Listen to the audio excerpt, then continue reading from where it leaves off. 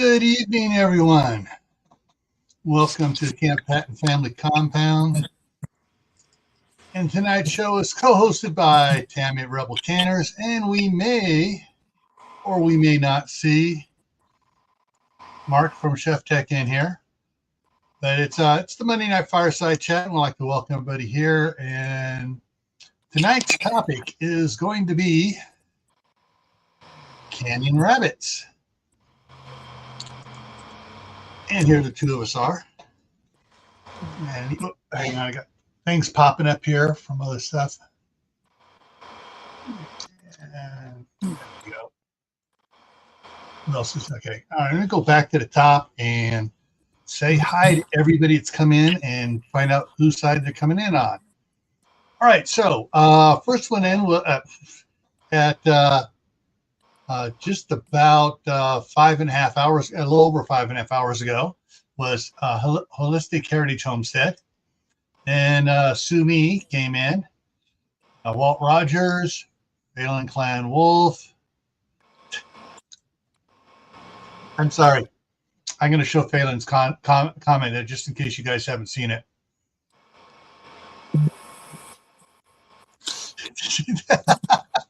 Yeah. And his second comment following up on it. Maybe it's because I don't send super chats anymore. He just sends every now and then. I say at least once a week I get a $5 Amazon gift card from him. So, and see, Walt Rogers has been a member for 21 months. Nice. And see, all right, and then over on your side, Tammy, Laura Fuss, Fuhs, came in, and Diana 2 is over there as well. And Diana 2 is also on my side as well. She's double dipping. Thank you, Diana. Let's see here. Lee Cold War Prepper's in the house. Kaylin Strain is here. Lisa Lou came in on your side. Thanks. I have the weirdest shadow. Like, yeah. King Poopaw is here. Hey, Dustin. Dustin. Let's see. I'm just trying to keep it. Misty E is in on your side. And and Lewis, it's the Marshmallow Man, is in on my side. And am I missing something here on things going on here? Kaylin's King Poobah is telling Kaylin to pass the popcorn. Aiden I missed Aiden is here from across the pond. And I do not hear an echo. Misty E is here. So and Sumi's double dipping as well in on your side as well. Hi, Sumi. All right, so I had to be a funny guy. Or a punny guy, as CR would say. All right, she got it. Monty Python and the Killer Rabbit there. I can tell you almost the exact day I watched that movie for the first time. And all 20 people that were in the room, I have forgotten their names. I have not seen the whole thing yet, but my nephew and his first wife and their friends and stuff were showing me clips of it back before I got married. And so I saw little bits of it and stuff, and I never got around to actually watching the whole thing. But on YouTube, I've seen, pieces here, pieces there. And I know I've seen all the funny things. It's just a flesh wound, and the horses, thing, and the whole, you bring me a shrubbery. But yeah. But I do also have, as far as rabbits go and the Killer Rabbit, I do have the Monty Python Flux card game, which is absolutely hilarious. And it has all the puns and all the quotes from Monty Python in it. Oh yeah, and like Sumi said, don't forget to hit the thumbs up on this and every side. Yes. All right. So, rabbits. Oh, what can I say about rabbits? Let's I got a couple pictures here, so let's take a look see at it. I bet Mark is working another double today. Probably. He's been working really hard. Yeah, they've been working to death. And see how long it takes the AI to recognize a fully dressed out rabbit. And there's lots of cool pictures of it. And there is one of the few good pictures I was able to find of it canned, but they forgot to do their headspace. Yeah. That's okay. None of those jars are sealed. And that's all the pictures I have that way. I just got a couple of pictures there on it. But interesting thing on it, since I created on the one computer, that's where I got all the good software. I emailed to the other computer where I run the program from, the live stream from. And why afterwards, I was just fooling around, showing Danny some of why I was doing pictures and stuff. Someone put out a little article on what they do with rabbit meat. They grind it like hamburger and mix it with hamburger, so they got 50% hamburger, 35% rabbit, and 15% bacon. Yeah, the bacon's to add a little fat because rabbit does not have enough fat. Exactly. Yeah. But I'm also thinking, well, that's you getting your. I've heard of 50-50 hamburger and bacon burgers, and that's that company's survive. That company survived the Red Dragon. But I was thinking, that's probably going to make it more tasty for people that are leery about trying rabbit. Yeah, it's hard. Like, I grew up very redneck. We've discussed this. Very redneck. I grew up on the far side of redneck over there. And my dad, one of my earliest memories was going rabbit hunting with my dad. And again, I was the dog. So, hey, go jump on that pile of sticks and I'll shoot what runs out. So we would go in the winter, we would go snowshoe hare and get rabbits. Mm-hmm. Yeah, you can add bacon fat, you could add tallow, especially, with your diet. That would be a good alternative. Now, so I read somewhere, I really haven't brought this up before. I should have, back when we were talking about canning fish and stuff like that. Someone was talking about adding salmon to their hamburger. I love everybody. Everybody has their own taste. Yeah, I love canned salmon. I would not do that to my canned salmon. Yeah. But I really love the salmon. But this is someone up in Alaska. Yeah. Well, and you have to kind of whatever you're getting, you need to vary your diet. So if you're eating all the same, it's gonna be boring. So it makes sense. All right. So Lisa asked you a question here. I'm gonna pop it up here on the screen. How many rabbits per pint/quart? So if you have a rabbit and you dress it out to 4 pounds, so you have 4 pounds of meat dressed, that would be roughly a pint's a pound. That would be 4 pints. So one rabbit would make roughly 4 pints if you weren't putting anything else in there. Roughly, give or take. Depends on the size of the rabbit.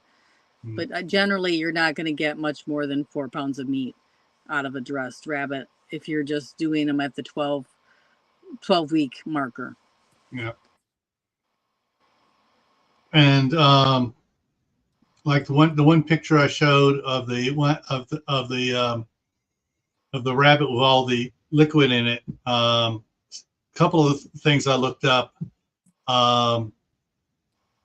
People were saying that they use chicken broth to put in with the rabbit, so it's it's not so dry and it doesn't dry out with all the little liquids in there coming out.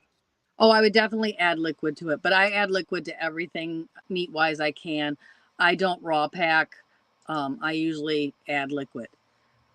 If you're doing a pint, you would want half a teaspoon. If you are doing a quart, you'd want a teaspoon. Now, to prepare wild rabbit, this is different than domestic rabbit.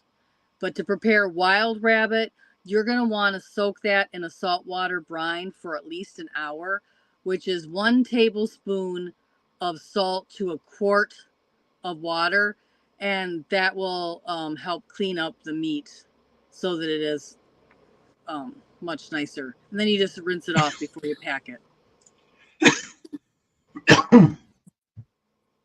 Yes, rabbits in a lot of areas are prone to parasites, and that's why we would hunt them in the winter, not in the summer, because there's a lot higher parasite load in the summer than there is in the winter. So you would definitely, you need to know when wild game. There's a reason they're in season at certain times of the year and not others, and that's one of them because of the parasite load. And that salt water will help kind of make it so you can see the parasites better to clean them up in the meat. And Mother it's also added, she assumes domestic rabbits are different. It's going to depend because, there are things that go through rabbit herds.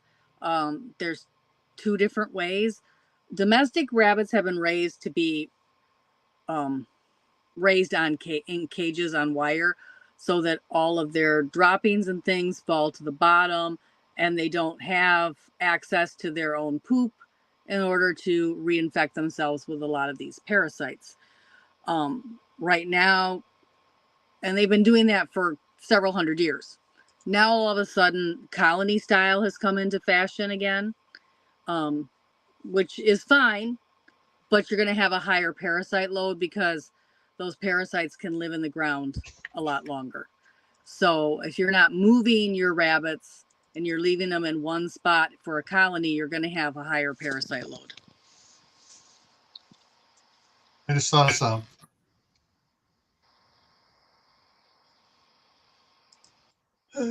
Parasites in rabbits.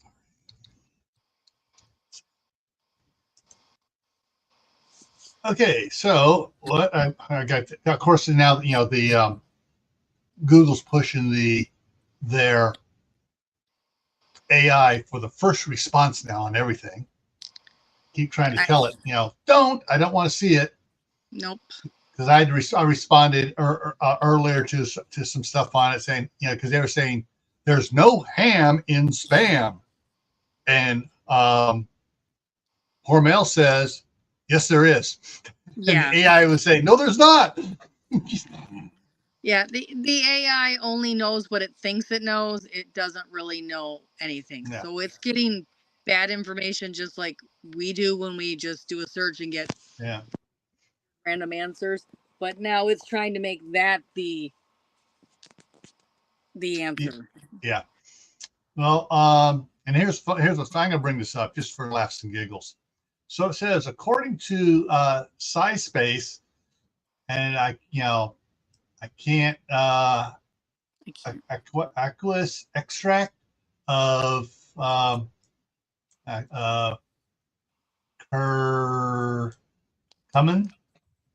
That would be cucumber or pumpkins. Okay. Sorry. And then it lists the thing here. So basically, you're feeding them cucumber seeds and pumpkin seeds in.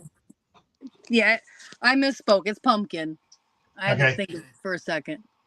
All right, is a natural dewormer that can be effective for rabbits. In one study, rabbits were given different doses and had decreased excretion of. So let's see what everybody else says. How do you get rid of rat parasite? And you're gonna want to be careful because it's very different in Great Britain and the UK than it is in the US. Yeah. So they have different things going on over there than what we do here. So if you're getting a UK response, it's not going to be. Well, this, the first response here is from breadboxfarm.com. And it says, it didn't go with the naturally on it. It came up with that. Once again, another one's doing the same space one here.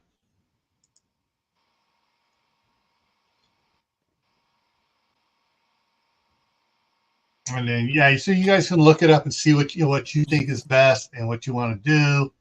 If you're worried about it.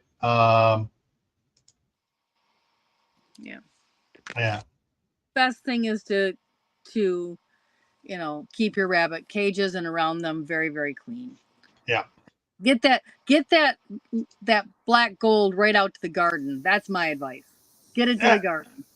And here's Mark. Oh well. Wait a minute. We're not cooking or canning raccoon. Raccoons don't can raccoons. That's just wrong. Too greasy. Yeah. They only can. What's up, Doc? Okay. Got a question here off topic. Is it possible to explain how to use or what type of pH strips to purchase to check anything we can? Mostly to alleviate the nervous Nellies in my house. I have not. If you go to my Facebook group and ask, you can probably get a bunch of people that have used them.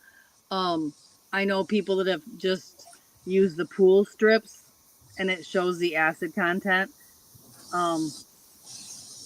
Depends on what you're canning. You can buy a digital pH meter. They're just pricey.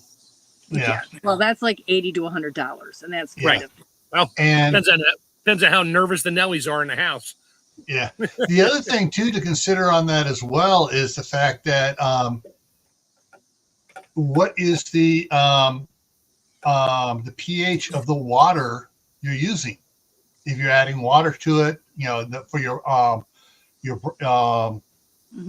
if you're brine soaking whatever it is, if you're adding water to to whatever it is you're canning or whatever it is, because here we're like an 8. Yeah, if you are following a standard recipe out of a nationally recognized website like the National Home Preservation, or my favorite is this one right here. Oops, I can't get the cover is falling off of this one. The Ball Blue Book. If you're following a recipe out of there, you're going to have the right pH. You don't have to worry, about your recipe. The only time you would have to worry about it is if you're going rogue and following a recipe that doesn't come from a reputable site. Yeah, if you're going to mix like rabbit and tomatoes, you may make it a little bit of acid, but not enough to water bath it. So you still have to go with just standard meat times, regardless of what you put in there. Yeah. So education's a thing, not guessing at it and freaking out over the unknown. And before we forget and get completely off the rails and answer questions, rabbit is the same as chicken. So as far as the times and the processing and how you do it, as soon as you've got it all cleaned, and brined, Until I die. Yes, it's the same as chicken. So you can follow all the standard recipes. So just because a recipe doesn't say it's a rabbit recipe, if you read 1990s Blah Blue Book, page 54, it says follow the same recipes for chicken. And all of them up until whenever have said that. So, Well, so since she's going to be a rebel, I'm going to tell her to recommend is if you seriously want to do water bathing, get an Amish cookbook because they have. yeah, but the one lady that had the Amish canning recipes, It's not Amish. I looked her up and there's a picture of her with her non-Amish parents in a bikini in her teens. Yeah, she's just still not Amish now. All of her Facebook pictures show her not Amish. Not one picture on her Facebook shows her ever being Amish. So they're using the word Amish now to sell things, sort of like they use the word health food. Yeah. Or organic. Organic. Yeah. Or non-GMO. You know, Yeah. the word doesn't really mean anything if you're not pasture raised. Okay. Still doesn't mean they ate good food. No. Yeah.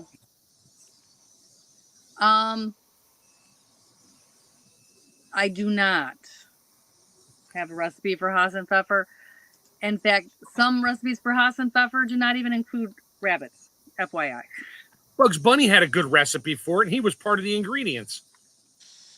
Yeah, it's toast and cheese, and Oh, according to the cartoon, it was just like carrots, onions, and celery, and a rabbit, and a big cast iron pot on a stove. So All right, here you go. Here we go.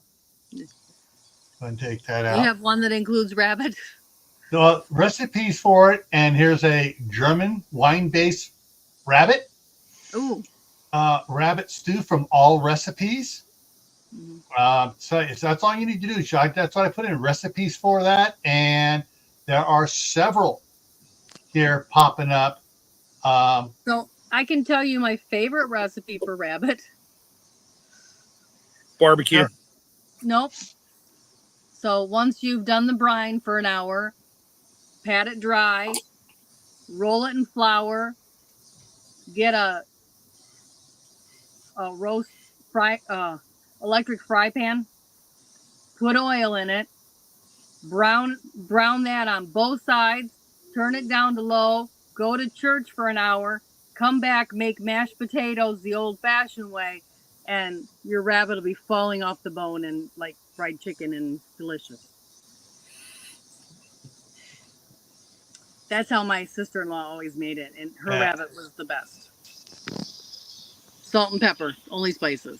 Dustin, you're going to have to start wearing coveralls in your videos to finish that claim, and a black hat. And a black hat. You need and suspenders. Suspenders. No mustache, beard only. No flannel shirts. You got to wear the long sleeve black shirts or shirts. White shirts with the black coat. But if he wears black coveralls and a white shirt, that should cover. So funny story. My brother had a full beard, black dark rimmed thick glasses, full beard, wore flannel shirts, the red green suspenders because somebody bought them for him because we all thought we pretty much figured they were spying on him to make that show because he literally, before the show came out, had the windshield wipers attached to his chicken coop door to open them automatically for him. And dark green khaki pants. So him and his wife went for a second honeymoon to Niagara Falls, and it was Amish week at Niagara Falls, and they kept looking at him, asking him what order he was from. I'm from the out of order. You can get close and you can still fool them all. Yeah. I'm from the New York City order. No, you should have said, I'm from the hillbilly order. I'm not sure what he answered. I can't remember now, but that was quite a few years ago. Well, Glenn's in here too, and yeah. So well, if you've watched Red on the Red Green Show, then you can honestly say you probably feel like you've met my brother. Cool. So canning recipes for rabbit. What herbs would you add generically to just about all rabbit? Thyme. Thyme? Little thyme. Salt, pepper, thyme. That would be about it. Basil? No. No. And rabbit? Now, unless you're doing like a Italian stewed rabbit, maybe like a little tiny piece of basil, but then it's going to taste like chicken cacciatore. You can make rabbit cacciatore, I guess. Any recipe you can make chicken, you can make rabbit. But I would I would do thyme, and that would salt and pepper, and that would be about it. Okay. Yeah, just remember whatever herbs, if you cook it and like it, and you have herbs in there, when you can it, multiply that herb flavor by about 10. Yeah. Because it traps everything in there, and when you open it, you're gonna be like, "Holy smoke! I don't remember adding that much basil." Yeah. Yeah. So you just instead you just do a pinch instead of a tablespoon for the big thing. Yeah. Yeah. One of the reasons I was asking is that my daughters, had been raising rabbits and stuff, and they've been, dressing them out themselves and cooking them up and stuff. And she and her husband like it. Mm-hmm. The boys, not so much. Eli, especially not so much. Eli doesn't like chicken. He doesn't like steak, but he likes hamburgers. And he likes hot dogs. I got him into hot dogs, and I also got him to eat bologna now. Yes. But so make rabbit bologna. Yeah. But but the other boys and stuff who are more open were still kind of. I told her, well, you need to make like a stew or something out of it.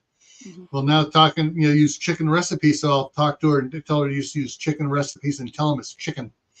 Yeah, that's all you got to do. That's all you got to do. Grind it up and add some pork fat to it and some seasonings and make sausage out of it. You have to add a lot of fat because rabbit's so lean. Yeah, rabbit makes really good sausage, ground sausage. So just about any recipes for canning chicken you could use for rabbit as well then? Yes. Yep. Okay. So trying to think, Jill Wagner, I think it is, Old Fashioned on Purpose, has done a bit of chicken canning, and unusual recipes. And Homesteading Family has canned a bunch of chicken too, using unusual recipes as well. Lisa, it's great to see you too. I can't do anything because I'm on my phone. So I can't approve your post until I get off my phone. So hopefully one of the other admins will get it approved. Yeah, I was just looking at that. Cross-posted in your group. Okay. Yeah. So Glenn's very fond of rabbit pot pie. Yes, and that'd be a great recipe because it would be cut up kind of finer, so it'd be harder for the boys to define that that's what it was. Yeah. Sometimes you just have to get past the thought of things. I know, it was hard. If I hadn't grown up eating it, it would be very hard for me to do it. And for a time, I raised rabbits, and it was very hard for me because they were my rabbits. Right now, I just have rabbits for garden poo and fertilizer. But, to each their own. And if I had to, I definitely could do it again. I know growing up, my mother served rabbit one night and didn't say a word because she was good like doing stuff like that. And my sister and I and her and dad sat down, we're eating dinner, and I noticed I'm 3 years younger than my sister. I think I was like 9. And she had a roast rabbit on a plate, cut in half, and big dinner, big platter. And we're starting to eat. And she just told everybody it was chicken. And I looked down. I was like, Mom, why does the chicken have 4 legs and no wings? And I didn't care. It tasted fine. So I kept eating it. My sister, no, screaming, thumper, goes running into her bedroom and never came out for like a day. Yeah. So whatever. Oh, yeah. Disney killed everything about eating wild game. But see, in the 1940s, during World War II, a lot of people survived because they had rabbits. And rabbits are one of those things where you can go to your ditch beds and your edges of the woods and gather enough to keep them in food, and you can dry it so that you have hay in the winter for them. I mean, when I had rabbits, I was cutting tall grass in different areas out on my property so that, and drying it. And basically, I made enough hay to supplement their food in the winter and to keep them in some sort of fresh greens, even if it was a dried sort of fresh greens. Yeah, see? And it was just, this was in the UK. I mean, they still really use a lot of rabbit in the UK because of how that was one of the only meats they had when they were under siege. Yeah. So this here is from the State College of Washington Extension Service. I can't find a date on it, but just from the wording and everything else, I'm saying it was Depression, World War II time. Yeah. So the 30s and the 40s. And I like the box here on the right. Every boy and girl should have a flock of chickens, a pen of rabbits, or yeah. And see, kids could raise that, and supply food for their family. And a trio of rabbits can keep your family in meat for a year. Yeah. With some to spare that you could trade for other things. Yeah. Oh, the other thing on this here, let me go back to it real quick here. Where is it? Every home should have a year's supply of home canned meats, vegetables, and fruits. Yep. You won't hear that nowadays. Oh no. Yeah. I just converted mine to freeze-dried meats, fruits, meals. Yeah. And I'm building my stash back up since I've moved here. I'm starting all over fresh, which is nice, but also worrisome. Yeah. Well, and a lot of it just couldn't be afforded, even though they had it. People couldn't afford it prior to the start of World War II. And each person was rationed 1 to 2 pounds of meat a week. Not a day, a week. Yeah. So with rationing, if you didn't have it at home that you were raising yourself, you didn't have it.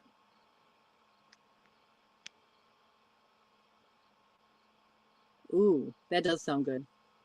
Not a fan of juniper berries, but I do like potted meats. Yeah, so I'm just making sure I'm not missing any other comments on here. Yeah, I have the Red Baron fired up so I can actually see comments on my side. Well, it's not making hardly any noise. No, it has been really quiet. I think I got whatever was in the fan out of it. Cool. A little bit better. So, oops. Well, I don't know many people that have eaten turtle. I do. Have. Me.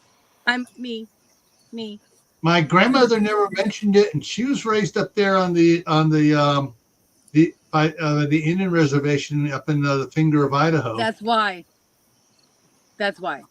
Okay, so a lot of Native peoples, it is very against their constitution, religion. I don't want to say religion because that sounds stuffy, but beliefs. It's against their belief system. It's against their belief system. There a lot of places consider the turtle sacred, and they do not eat it. And I respect that. I found that out the hard way because they asked me, and I said, "Yeah, I've eaten it." And then they're like, "Yeah, I don't like you." Well, here's a question for Mark. Come on, there it goes. Should keep better because of not having freeze dry just fine. Yeah, it makes because I would not freeze dry raw rabbit like I would with like beef, but I would, if you're just gonna cook it, blanch it, whatever, just to get it just cooked and freeze dry it. Yeah, sure, why not? It also makes better jerky because it's so lean. Yeah. Mm. Yeah. I've heard people eating turtle soup and stuff, but now So snapper I turtle has 7 kinds of meat in it. So when you eat it, it actually tastes like other things. Tastes like rattlesnake. my Mostly, dad reptile. who used mostly to it eat tastes like fried chicken. my dad who used to eat rattlesnakes out of vengeance because one bit him in the knee when he was 8 years old and stunted the growth of his right leg. Ow. Ate them for revenge. And he goes, yeah, it tastes like chicken. Chicken. Yeah. Speaking of, If you have to, though, with snapper turtle, you have to catch it alive. You have to give it water but no food for 24 to 48 hours before you process it. And you have to cook it really good in like a pressure cooker before you cook it to eat it. So it is not a one-step process because it does have a lot of parasites. It does have a lot of bacteria. It does carry salmonella, which is not a great bacteria. You don't want to get that when you're eating things. So That's it kind of is why I don't very eat turtle. hard to process. It's not an easy to, thing to eat. yeah. Oh yeah. Our family of 3, one turtle would feed us for a very long time, and my mom did can it because otherwise it would go bad too quickly, or she would freeze it. Okay. Yeah, So basically, Oh, sorry. so basically we've kind of clarified that basically for canning rabbit, you treat it as chicken. For canning rabbit, you treat it exactly like you would chicken.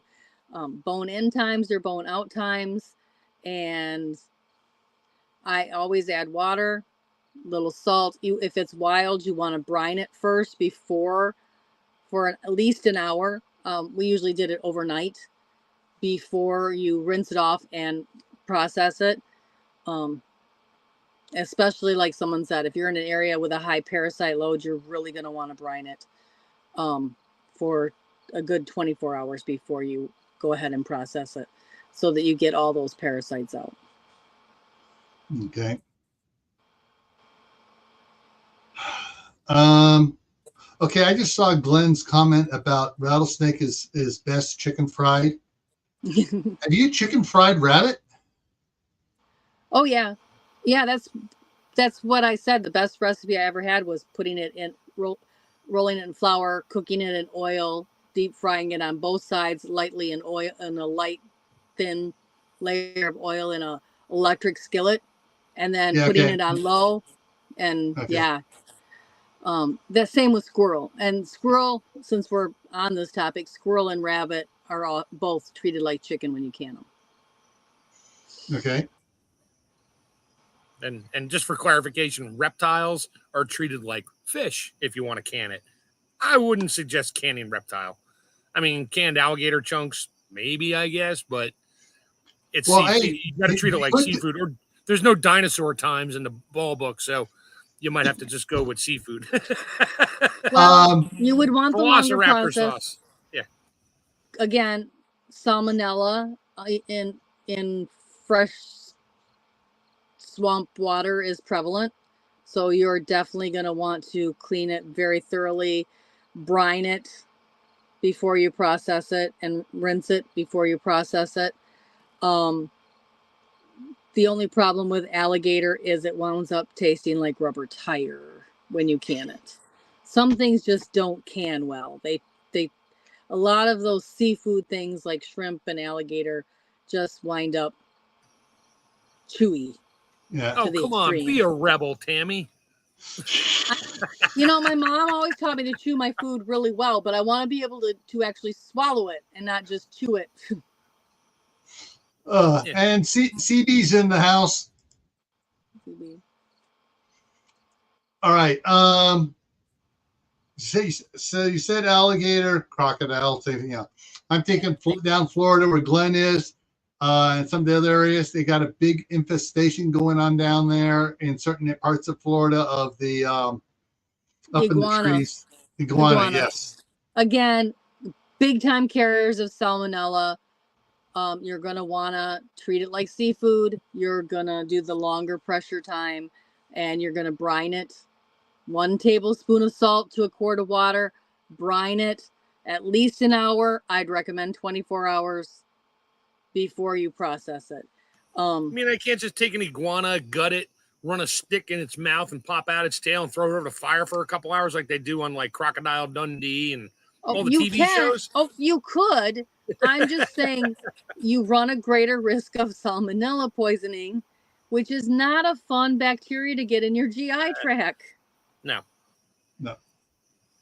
Just saying, I see all those catch, cook, and eat, and more power to you. I mean, there's some really great ones. I've watched them.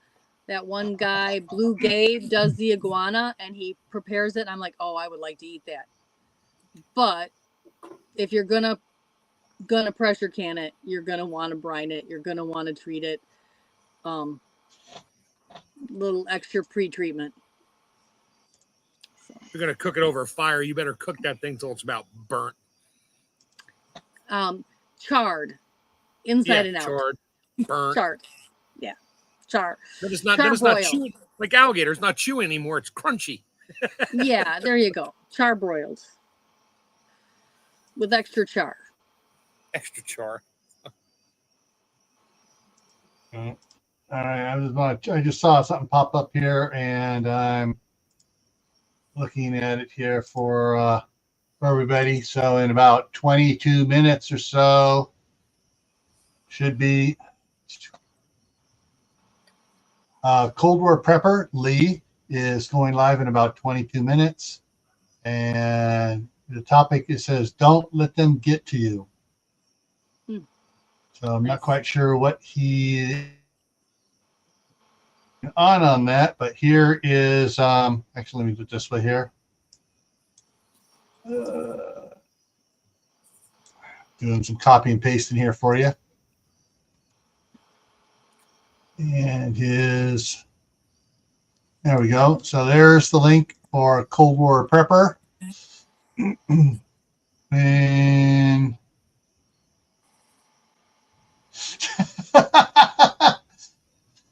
in its description, it says, warning, this discussion may burst some sacred bubbles. Nope.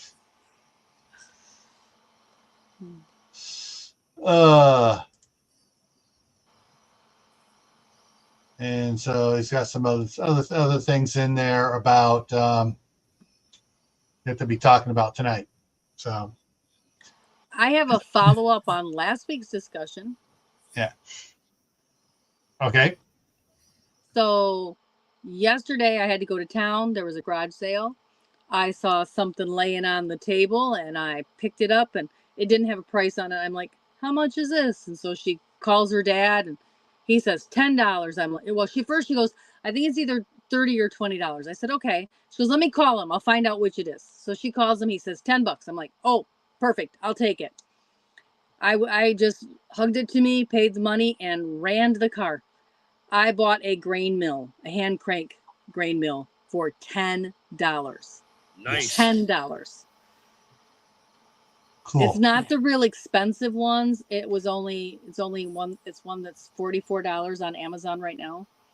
Okay. But so it's not the $15 or $14 one with the the little square thing.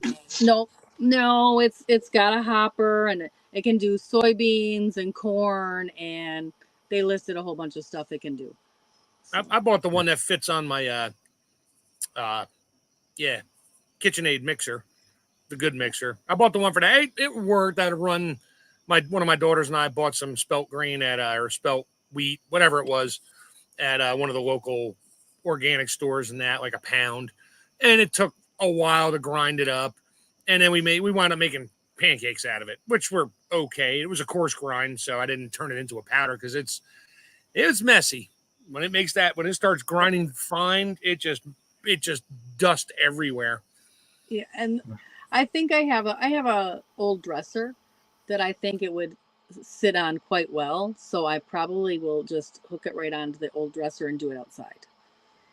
I think I might put a nice butcher block top on top of the old dresser and use it like a cabinet. All right. I was pretty excited to get that after last week's grain talk. All right. To address Saturday's Gray Man prepping stream, there was no stream. I was outside working and totally lost track of the time. And by the time I realized what time it was an hour and a half late. You told me you thought it was Sunday. I kind of wondered because I went to look for it. I didn't see it. And I'm like, did he say Sunday or maybe I don't know. Saturday. Yeah. So I'm going to roll that back into the schedule here later on. In fact, I already moved it back. But yeah, I got a video I recorded today for Gray Man prepping. I got it, finish editing it here after this live stream, and then I'll post it. But I was doing some measuring today, off topic a little bit here on the for that what's going to be in that video. So my shop is 40 feet. The pile of wood goes 35 feet in front of the shop, but it starts tapering down. A cord of wood is 4 foot by 4 foot by 8 foot stacked. And most of my pile out there is above 5 foot. And it goes out from the shop out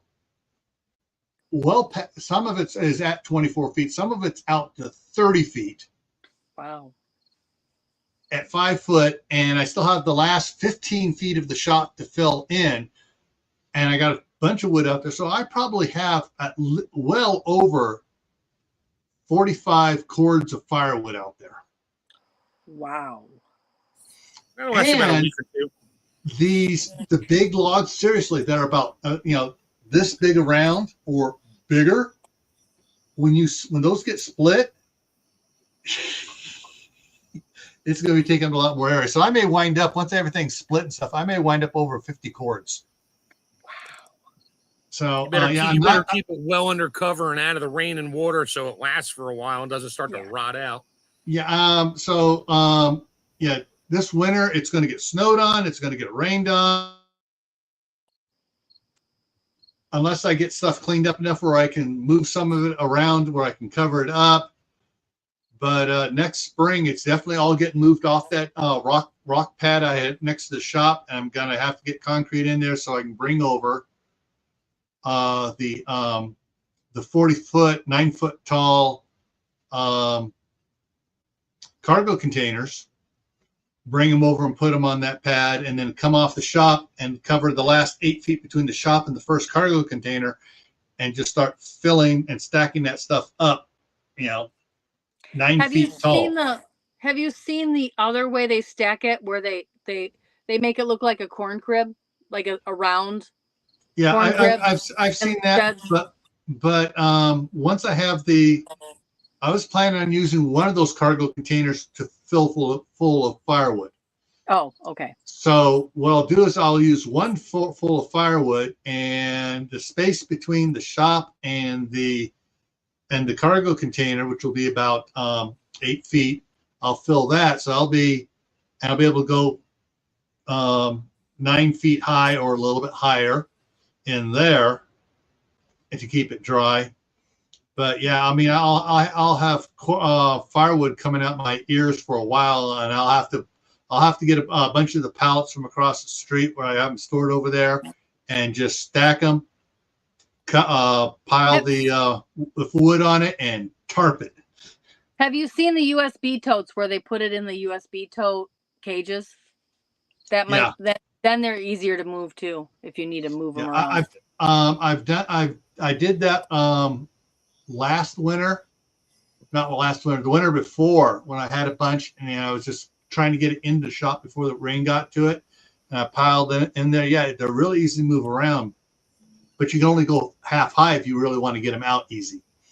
Right. So it's just one of those things that but I crack anyway, up so when that's what happened Saturday.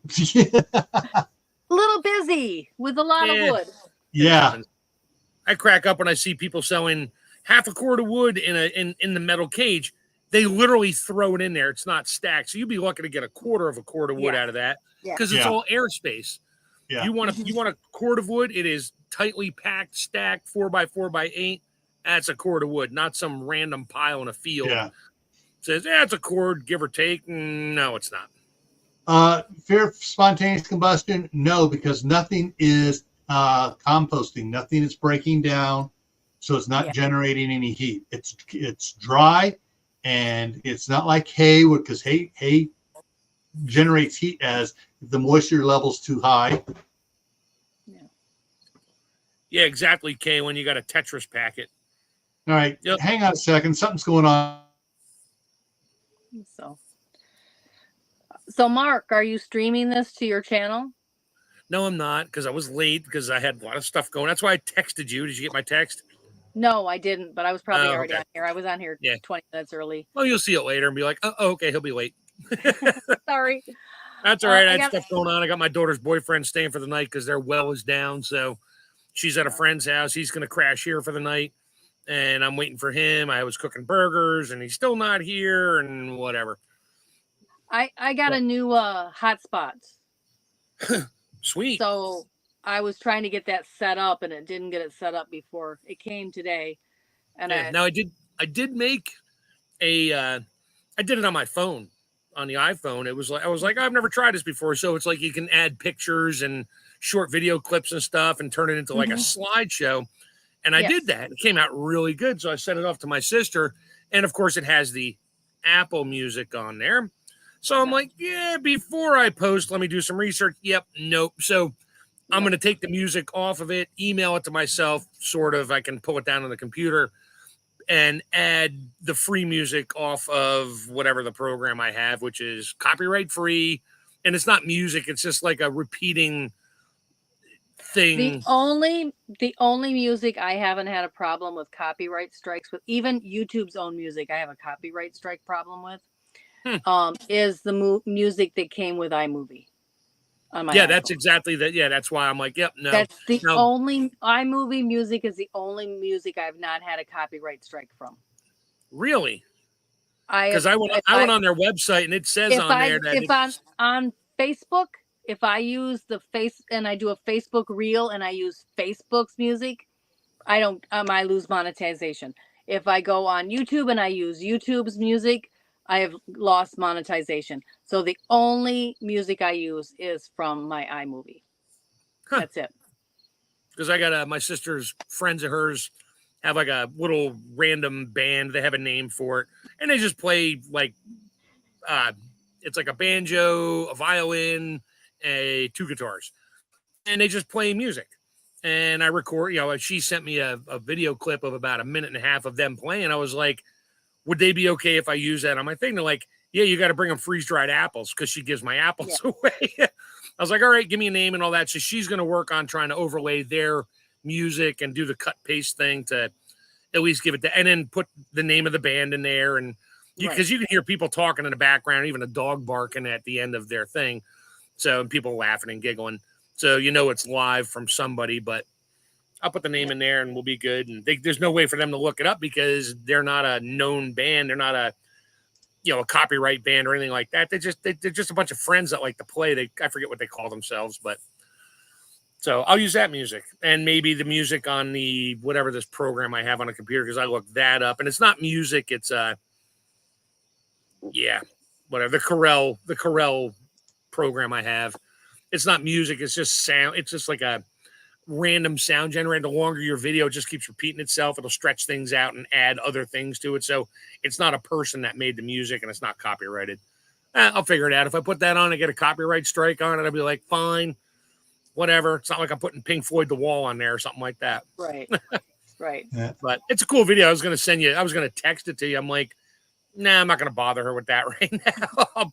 It's like 2.5 minutes. It's not a short. My grandson went home. So now I'm like free. Like, I have 10 videos in the can and I have to do, they're edited in order of the filming. Now I just have to do some fine tune editing and voiceovers. And I just have not had time. Yeah. You store your videos in the can? So like what, in the morning you can watch it when you're in the can? Yes. It's the best acoustics in the whole camper. Just like at home, best acoustics are always in the shower, Yeah, I got the metal film cans I toss my videos in. Yeah. I actually grew up in that environment of the old of this motion picture studios, Yeah. and so in the can is something that I grew up with. I know exactly what it is. I heard something really weird back here. We could hear it here.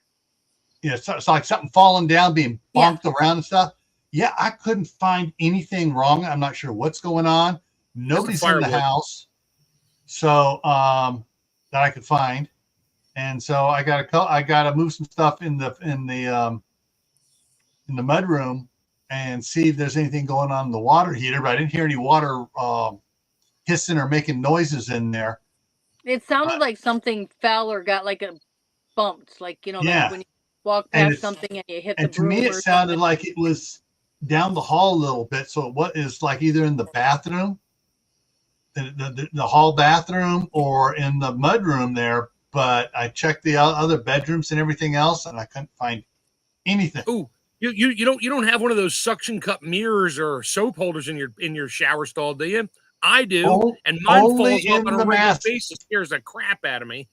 Only in the master bath. And every time I Okay. take a shower, I give it an extra push for the suction cup on it. So, Well, check it. Maybe that's the noise you heard of it. no, The mirror falling off. you can't hear that down here when it goes. Oh.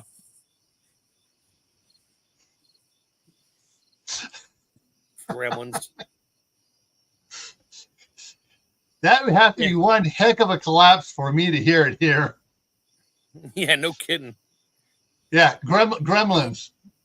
No, those are grandkids. No, there's no grandkids here. That's the first thing I do. I look to see if there are any, because there's a rule for the grandkids. They come into the mudroom, the shoes come off. You know, because they don't know how to stomp and clean their shoes before they come in the house. So the shoes come off, and there are no shoes there, and nobody playing with anything. So I'm not sure what in the heck it was. It was a rabbit. Rascally rabbit. I'm thinking, yeah, if something got in the house, I'm thinking some sort of a rodent or a trash panda. Oh, Yeah. But those can't get in. I mean, you know. He changed his whole icon though. Yeah, You're not now there, are now I'm just a ceramic rabbit sitting on a pot. Yeah. Oh shoot! Hang on. I gotta look at something here real quick. Hang on. Do I got it? I got it. Yes, I do. There we go. Perfect. I was gonna do a screenshot of Bugs sitting in the pot, you know, with that whatever other character chopping up carrots and He was in the pot. Yeah. He was in the pot with Yosemite Sam, with the Tasmanian Devil, with the Martian. Those are my favorite, with the Martian. Marvin the Martian. And then the Witch Doctor. Yeah, I'm talking old Bugs Bunny, not the new stuff. Yeah, I'm talking the old stuff too. This is stuff when I was a kid, when you were still, you know, when you weren't even a twinkle in your daddy's eye. Yeah, I got Daffy. Yeah, Daffy too. Yeah, you're right, Daffy too. So I got Marvin Martian, Daffy. Okay, yeah. I wonder what canned coyote would taste like. You just need some of that Acme salt and pepper to go with it. The black pepper. Yeah, the black powder pepper. He never caught the Roadrunner, but if you did do Roadrunner, you would want to do it just like chicken. Yeah. If you can catch it. If you can catch it.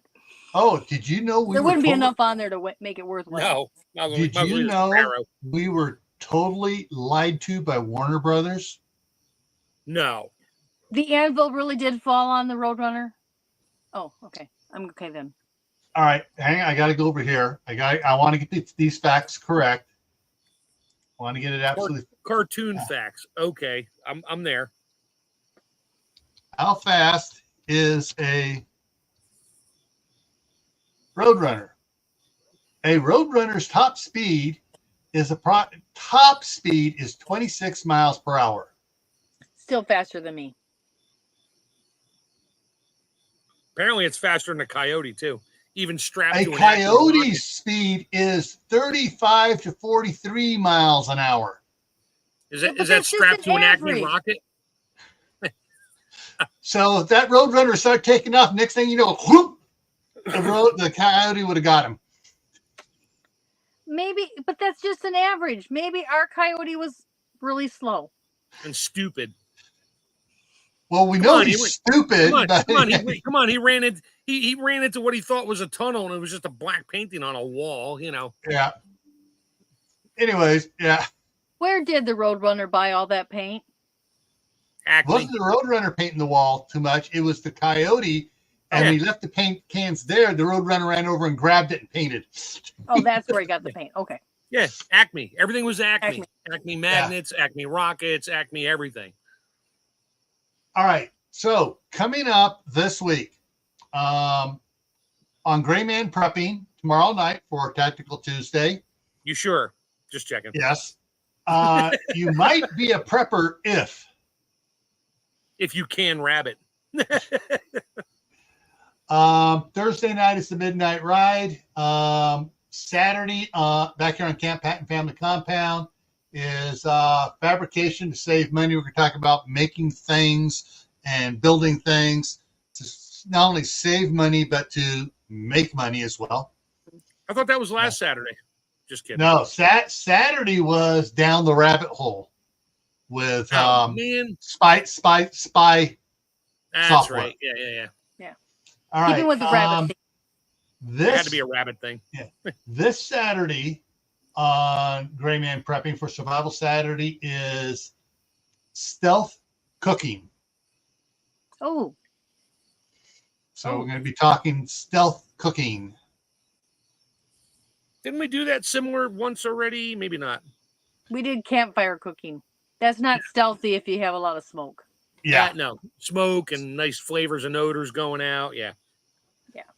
So so that's coming up tomorrow. Is you might be a prepper, and this is specifically for your friends that I'm not a prepper who have started stockpiling stuff since the Red Dragon showed up. Yeah. Thursday is the midnight ride, which starts at 10 o'clock Eastern, because there's no city council meeting tonight. I mean, Thursday night. Fabricating to save money on Camp Patton on Friday, and Gray Man Prepping on Saturday is stealth cooking. Next Monday is going to be going back talking technical about canning on firewood. Oh, okay. So, and I got to find that again. I found a real cool reel, and I want to find it so I can take some snapshots of it. The guy took a double sink, cut a bigger hole in it to fit burner covers. The burner grates off of stove. Turned it over, put some screws in it, poured concrete in, put a bucket in it, poured concrete around it, and making a little like a rocket burner. Made a brick thing with this all sitting on it, and so sinks upside down, and had fire stations for each one, and he had basically had burners to campfire cook that way, wood burn that way outdoors. Cool. But so I'm going to try to get some pictures of that to share with you guys. That'll focus the heat right into your pot. Mm-hmm. And so we're going to talk about, because everyone wonders, well, can I can outdoors? Well, sure. We're going to talk about what's the easiest and the hardest, and the proper way of doing it, and other ways besides just firewood to, even though the topic is canning on a wood fire, I want to throw a little bit of extra stuff in there like briquettes and coal. I'll send you a picture I saved this week. I sent it to my son who's a welder and said, make mom this. That'll be next Monday here on Camp Patton. All right, so I think Lee is Yep, looks like he's I got the ads popping up, so he's going live right now. So all right, everyone. If you're not canning, try it. It's not that scary and dangerous. Start simple. Start canning water. Practice with water. If it goes wrong, you're not ruining anything. You can can it again. That's right. All right, everyone. Take care, and hopefully I'll see you tomorrow over on Gray Man Prepping.